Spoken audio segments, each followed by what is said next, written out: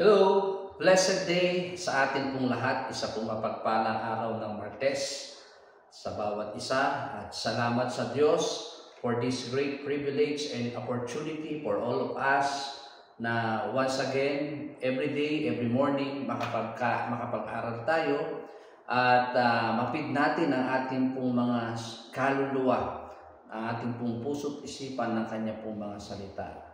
We should thank God for this program at sa lahat po na bumubuo ng program ito. Once again, good morning po to all the brethren, fellow pastors, brother and sister in the Lord from different churches. And of course, to the brethren of Anchor Baptist Church, sa mga kapatiran po sa Anchor Baptist Church, Blessed Tuesday morning po. And let's get excited this coming Saturday and Sunday for our church anniversary. So, pag-pray natin yan. And help us to pray, pastors and brethren, this coming Saturday and Sunday is our church anniversary, Anchor Baptist Church. And of course, I would like also to greet this morning my wife na ngayon ay naka-duty sa hospital. Blessed morning, sa po na iyong kasama. At sa mga kapatiran sa iba't ibang dako ng ating bansa, even sa mga kapatiran po natin sa ibang bansa, meron pong nakakasubaybay po sa atin. So ngayong umaga, I was given the task to share this topic, the wonder of His message, the Word of God, salita ng Diyos, and the wonder of His message. Yung mga kamangha-mangha na naitutulot every time we listen, every time we heard the Word of God sa church, sa iba't ibang dako, there is always wonder that could happen to us. So let's open our Bible in Psalms chapter 19. Psalms chapter 19. Basahin po natin ito. Actually, these verses that we will be reading from this chapter ay minsan kinakanta po natin to, and one of my favorite passages of the scripture concerning His Word. So, Psalms 19, reading from verse 7 to verse 11. Sabi po ng Bible, the law of the Lord is perfect, converting the soul. The testimony of the Lord is sure, making wise the simple. The statutes of the Lord are right, rejoicing the heart. The commandment of the Lord is pure, enlightening the eyes. The fear of the Lord is clean, enduring forever. The judgment of the Lord are true and righteous altogether. More to be desired are they than gold, yea, than much fine gold, sweeter also than honey and the honeycomb. Ganda, no? Ang ganda ng pagkaka-describe ng salita ng Diyos on this Psalms chapter 19. And then Psalms 119 verse 89. Psalms 119 verse 89.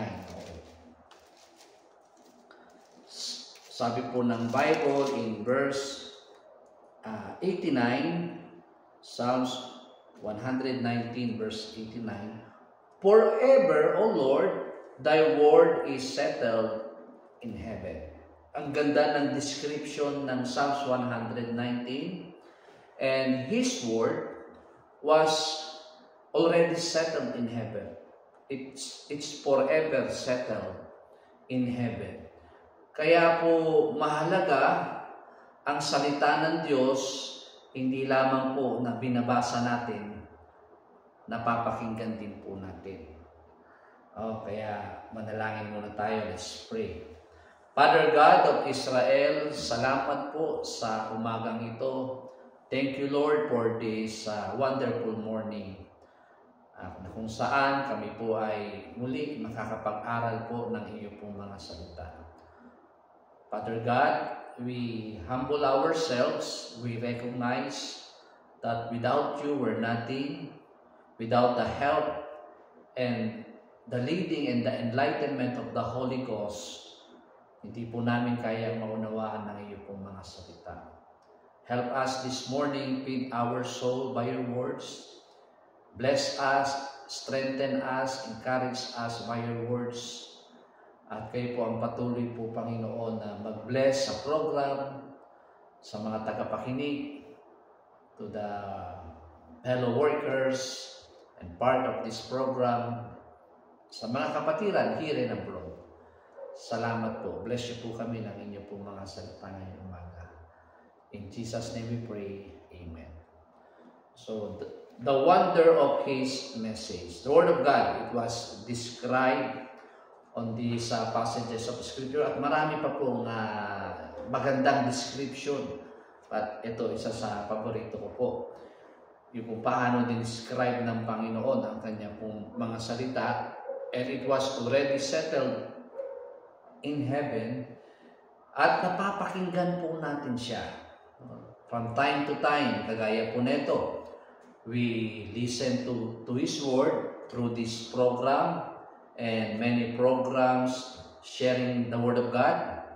And sa ating church, every time we go to our church, the most important part of the program is the preaching of the Word of God, or God's Word, the preaching of God's Word.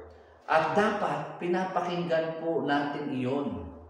Hindi po natin ibinabaling walang halaga ang salita ng Diyos. Hindi po natin siya ini-ignore.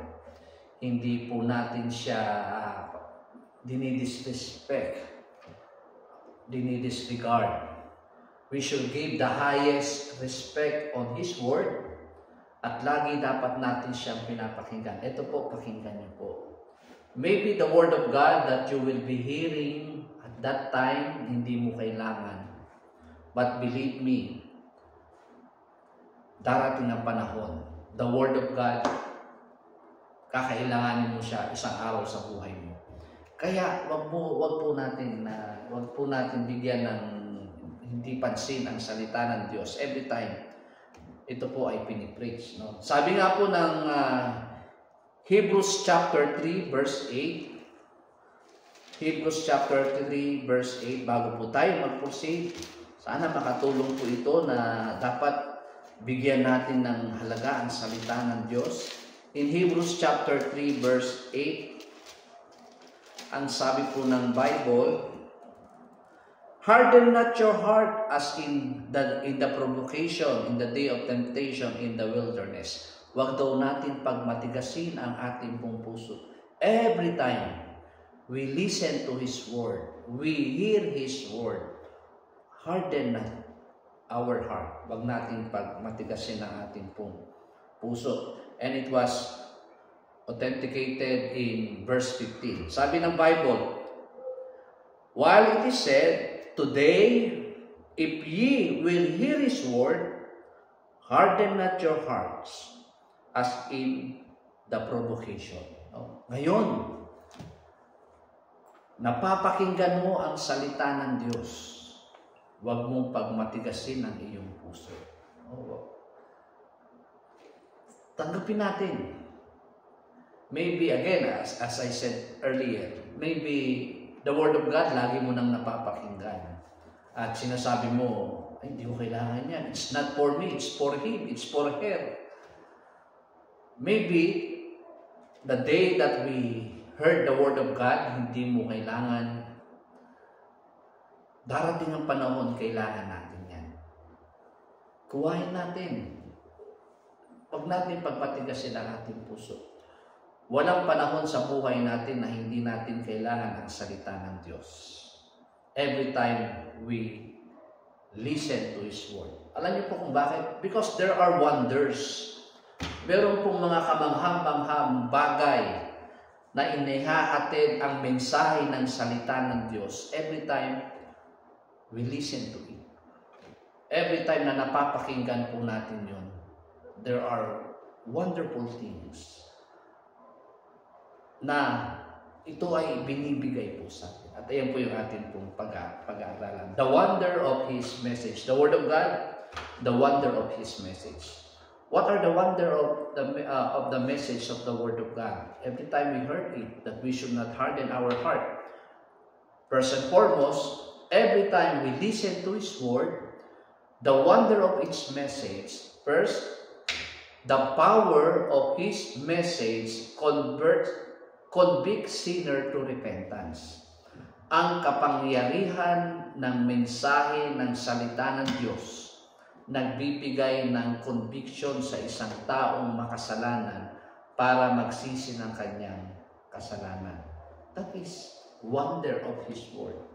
Yun ay isang kamangha-mangha. Every time we listen to His Word, ang isang taong makasalanan, habang nakakapakinig siya ng salita ng Diyos, kinukonvict siya ng Word of God through the help of the Holy Spirit. Pinapaliwanag sa kanya ng banal na Espiritu ang salita ng Diyos. At dahil dito, sinner will come into repentance. No? Yung isang taong makasalanan, magsisisi sa kanyang kasalanan. That is wonder of the message of the Word of God. Hindi natin kayang unawain, pero every time we listen to His Word, especially during evangelistic meeting, the Word of God convict sinner to repentance. Diba? Ganda, no? Kaya wag natin hindi bigyan ng halaga ang salita ng Diyos. Kahit preaching of salvation, every time there is preaching of salvation, nakakatuwa po. It reminds us. It refresh our experience kung paano tayo naligtas. Kung paano natin tinanggap si Jesus Christ as our Lord and personal Savior. That is one of the wonder of His Word. The wonder of the message of His Word. Number 2, the wonder of His message. Every time the Word of God was preached, the purpose of the message of the Word of God is to convert our soul. Una, convict sinner to repentance.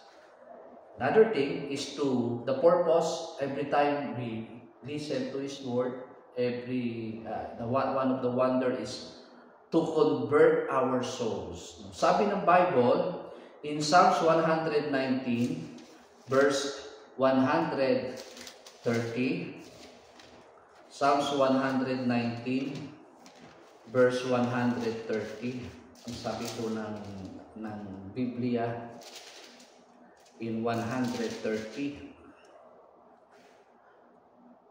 the entrance of thy words giveth light, it giveth understanding unto the simple.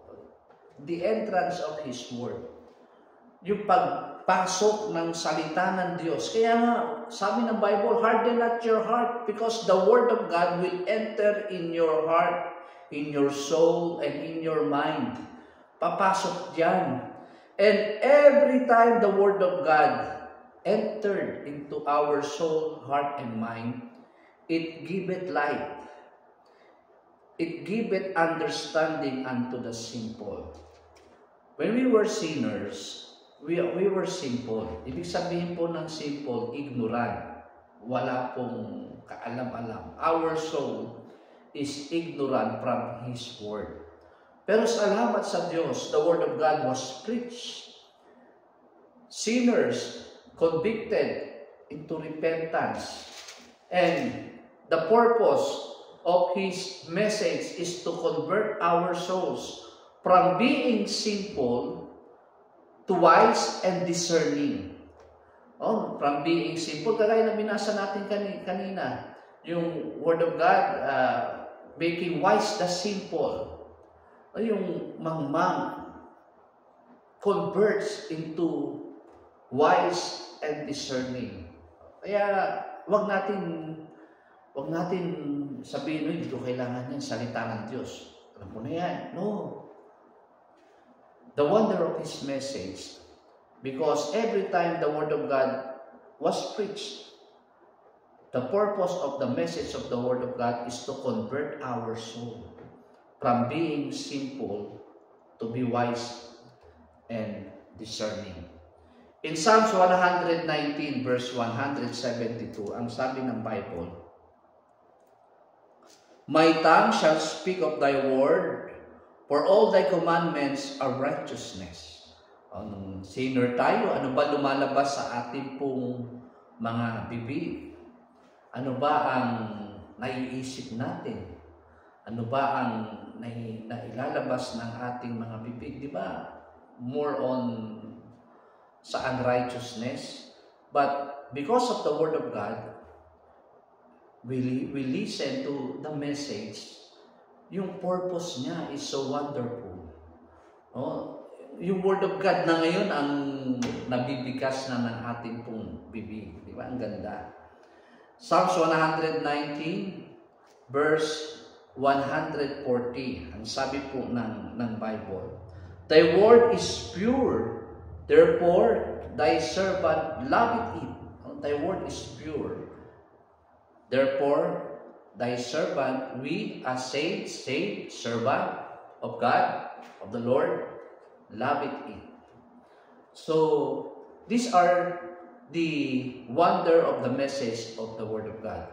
Una, the power of His message, it converts sinner to repentance.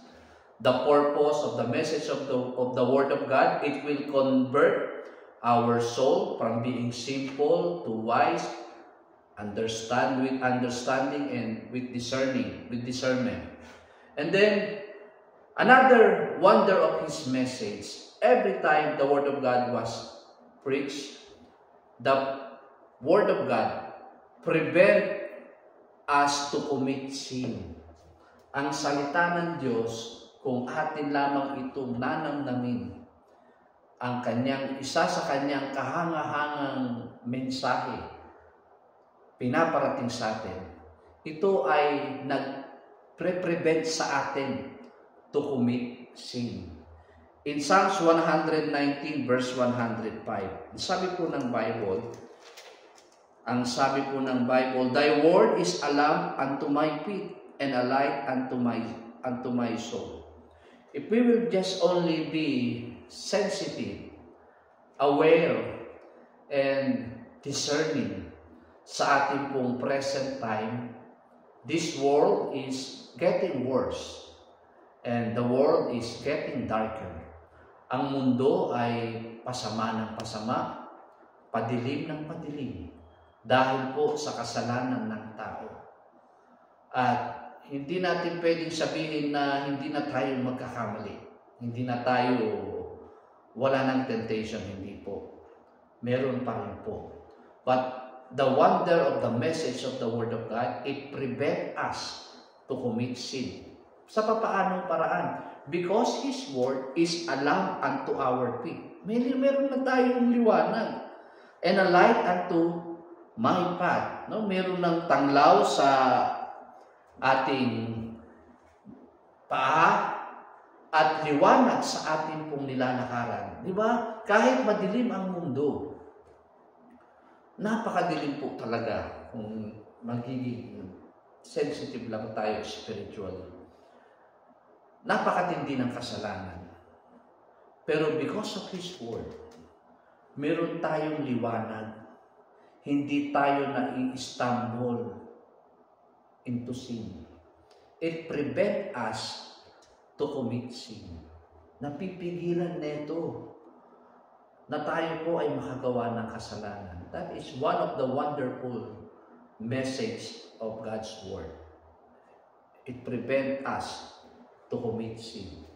Psalms 119 verse 11. Sabi po ng Bible, Psalms 119 verse 11.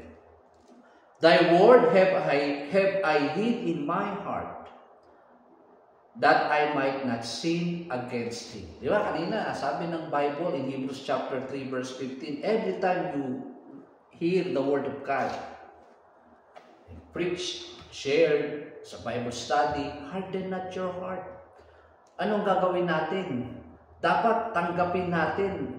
We should heed the Word of God. Why?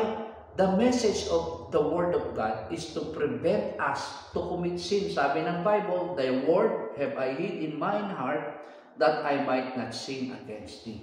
One of the wonderful message of God's Word sa buhay po natin is to prevent us to commit sin. Naalala ko lamang po, meron pong kasabihan. An ounce of prevention is better than a pound of cure. Yung isang maliit na prevention, mas mabuti kaysa laksang-laksa o malaking volume na pagpapagaling. Minsan ang hirap, di ba? So, kaya nga po, we should not disregard, disrespect, ignore, forget His Word.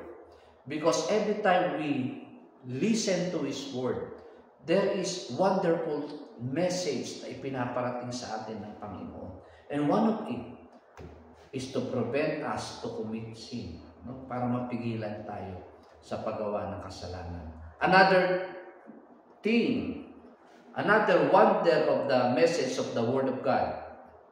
Number 4, every time we heard the Word of God, one of its wonder, His message give us protection from the counter of the enemy. Give us protection from the counter of the enemy. Alam niyo po, si Satan, hindi po siya humihinto. Actually, at this time, nagdo-double time po si Satan. Sapagkat malapit na po dumating ang salita ng Diyos. But every time we listen to His Word protect us from the counter of Satan. Kasi Satan, hindi lang po siya offensive. Si Satan, offensive. Meron din siyang tinatawag na counter-attack. Yung counter-strike. Every time we attack Satan, hindi ibig sabihin, hindi siya magka-counter. He will respond also. Because He wanted us to be devoured, to be destroyed, to be discouraged. Ayun yung gusto ni Satan. But the Word of God give us protection from the counter of the enemy. Si Satan, the system of the world, and ourselves. Isa sa pinakamahirap na enemy ay yung ating sarili. Ito ay naka-counter lamang natin through His Word sa pamamagitan ng Kanya pong mga salita. In Proverbs chapter 30, verse 5, ang sabi po ng Bible in Proverbs chapter 30, verse 5,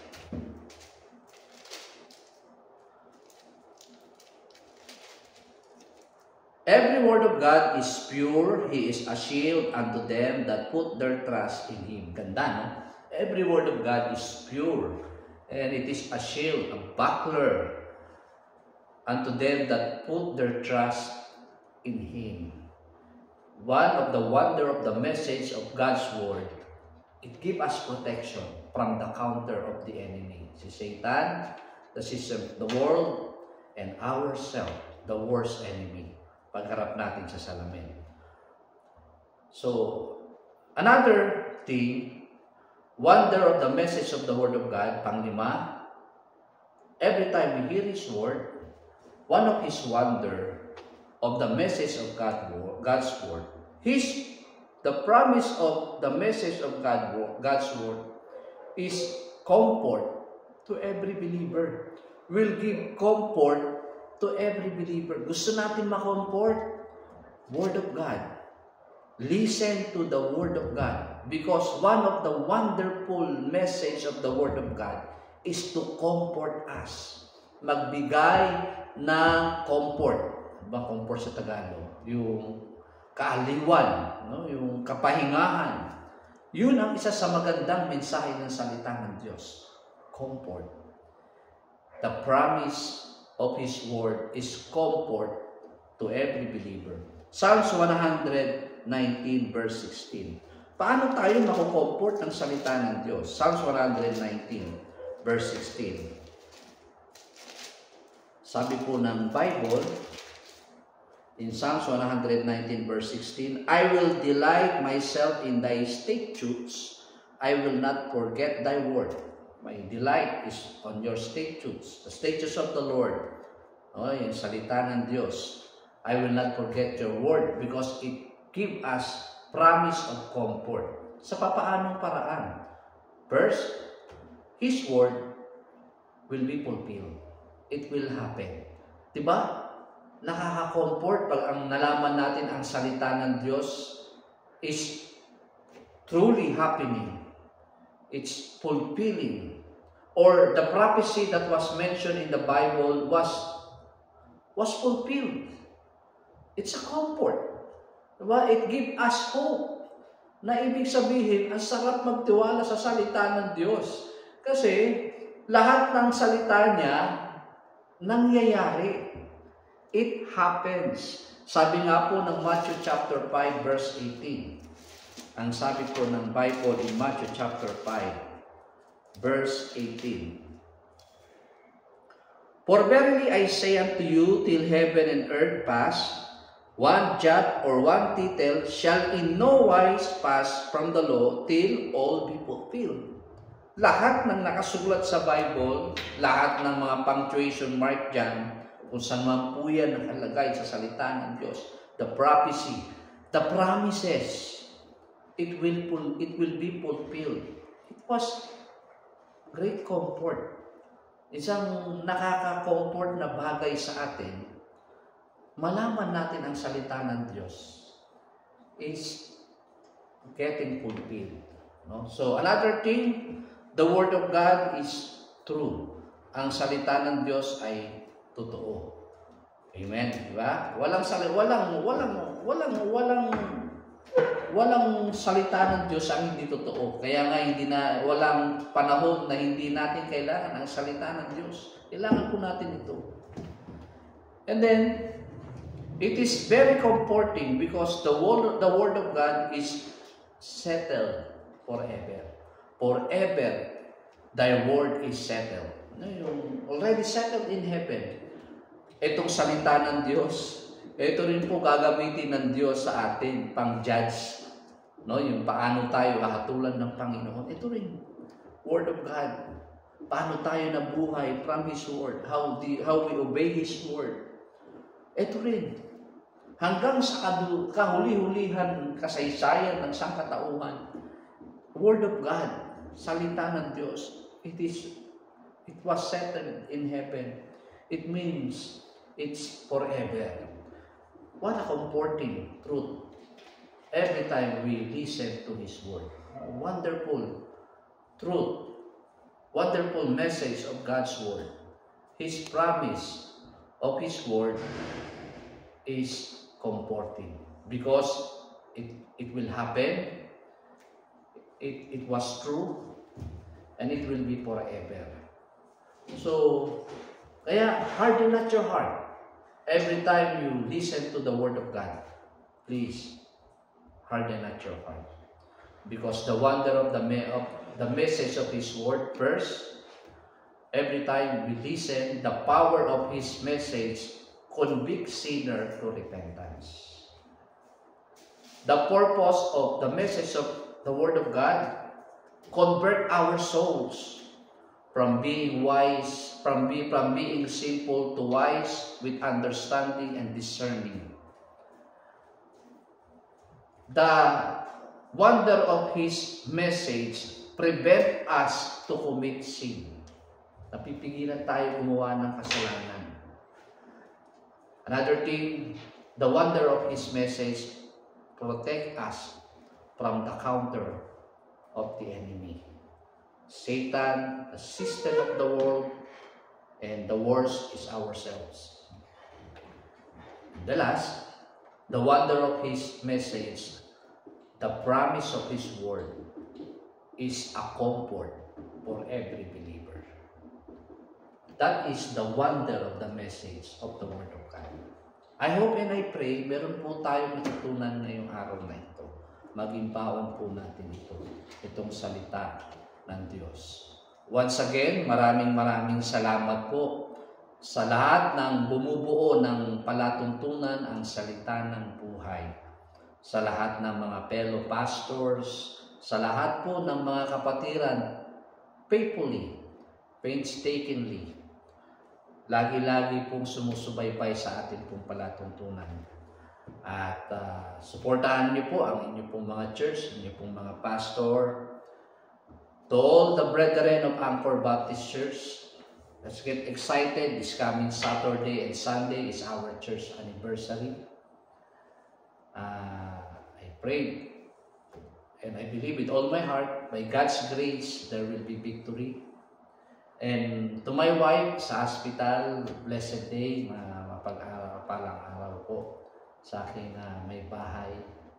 Sa aking mga anak, si Basti, si Liz, na sa school. Everyday na nasa school na po sila. So maraming salamat po. May God bless us all. See you again sa mga susunod na pagkakataon.